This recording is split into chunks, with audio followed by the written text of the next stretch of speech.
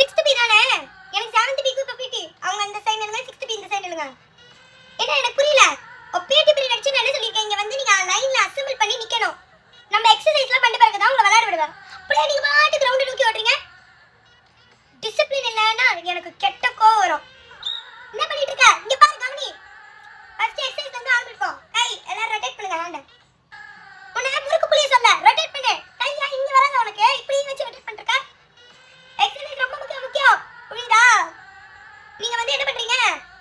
நீ மாமா sports captain வந்து நீ லீட் பண்ணு. நீ வந்து அவங்களுக்கு எப்படி பண்ண எல்லா எக்சர்சைஸ் சொல்லி கொடு. நான் வரேன். எனக்கு வந்து ஸ்போர்ட்ஸ்ல வந்து நான் உங்களுக்கு குவாலிஃபை பண்ணனும்.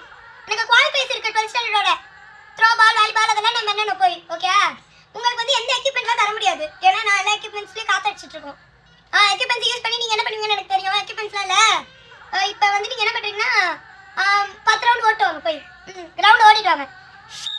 ஃபுல்லா ஓடு. என்ன பாத்து கட் பண்ணி எனக்கு தெரியாது நினைச்ச கண்ணு எனக்கு ஷார்ப்.